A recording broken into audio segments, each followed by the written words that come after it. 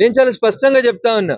పోలీసులకి ఇంత బాధాకరమైనటువంటి విషయం ఏందంటే, చట్టం తెలిసినటువంటి వ్యక్తిగా నేను ఇట్లా మాట్లాడాల్సినటువంటి పరిస్థితి రావడం అనేది దురదృష్టకరం. నేను ఎస్పీ గారితోటి మాట్లాడినా, ఐజీ ఇంటెలిజెన్స్ గారితోటి మాట్లాడినా, సార్ నేను ఔట్ ఆఫ్ స్టేట్, నేను ఈ రాష్ట్రంలో లేను, పరిస్థితి అదుపు తప్పుతుంది, మీ పోలీసులు ఎస్ఐలు సిఐలు సరిగా పనిచేస్తలేరు, వాళ్ళని పని చేయించమంటే కంప్లైంట్ ఇచ్చినటువంటి గోరక్షకుల మీద ఇవాళ కేసు పెట్టి ఉదయం 9 మందిని, ఇప్పుడు సాయంత్రం నలుగురిని మళ్ళీ రిమాండ్ చేస్తా ఉన్నటువంటి తెలంగాణ పోలీస్ అధికారులారా, ఎవరికి భయపడుతున్నారు మీరు? మీరు భయపడితే భారత రాజ్యాంగానికి భయపట్టుండ్రి, మీరు భయపడితే భారత ప్రభుత్వానికి భయపట్టుర్రి. కానీ కొన్ని రోజులు పింక్ యూనిఫామ్ కి, కొన్ని రోజులు 3 రంగుల యూనిఫామ్ వేసుకుంటామంటే మాత్రం ఇది పద్ధతి కాదని చాలా స్పష్టంగా చెప్తా ఉన్నాం. పొద్దున 9 మంది హిందువులని అరెస్ట్ చేసిర్రు, సాయంత్రం నలుగురు హిందువుల్ని అరెస్ట్ చేసిర్రు. కానీ వాళ్ళకి సంఘటనకి కారకులైనటువంటి ముస్లింలు మాత్రం ఎవరు దొరుకుతలేరు. ఇప్పటిదాకా ఒక్కరిని కూడా అరెస్ట్ చేయకపోవడం అనేది ఏ రాజకీయ ఒత్తిడి ఉంది అనేది మెదక్ ఎస్పీ గారు చెప్పాలి. ఏదో ఐజీ గారు వచ్చి చెప్పిపోయినారంట, 144 సెక్షన్ ఉంది, లా అండ్ ఆర్డర్ ని బ్రేక్ చేయొద్దు, ఎవరు మెదక్కు రావద్దు. బరాబర్ వస్తాం, మెదక్ ఎంపీగా బరాబర్ మెదక్కు వస్తాం, మెదక్ ప్రజలు ఓటేసిరు, మెదక్కు వస్తాం, ఇప్పుడే వస్తా. ఐజీ గారు మంచిగా వినురు జరా, ఎట్లా ఆపుతావు, ఏముందని ఆపుతావు?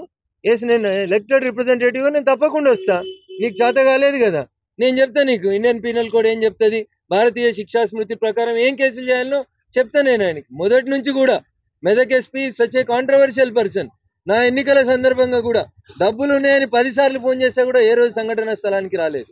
ఆ రోజు టీఆర్ఎస్ పార్టీ నాయకుల అడుగులకి మడుగులు ఒత్తిండు, ఇలా కాంగ్రెస్ పార్టీ నాయకుల అడుగులకి మడుగులు ఒత్తుతా ఉన్నాడు.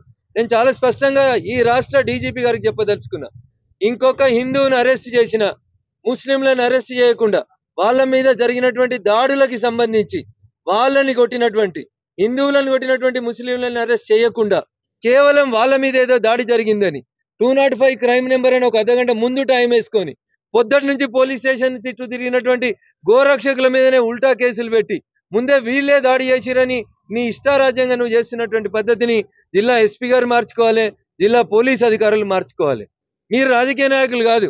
రాజకీయ నాయకులు తప్పు చేస్తే లేదా ఇంకెవరన్నా తప్పు చేస్తే చట్టాన్ని చేతిలోకి తీసుకుంటే కాపాడాల్సినటువంటి జిల్లా పోలీస్ యంత్రాంగం మంచిగా నిమ్మకు నీరెత్తినట్టు వ్యవహరించి లక్షలలో ఆస్తి నష్టమై తలలు పలిగి కత్తిపోట్లు జరుగుతూ ఉంటే దీనికి బాధ్యుడైనటువంటి ఎస్పీని సిఐని ఇంకా సస్పెండ్ చేయకుండా రాష్ట్ర డీజీపీ గారి నిష్క్రియాపరత్వం ఏందో అర్థం చేసుకోవాలి.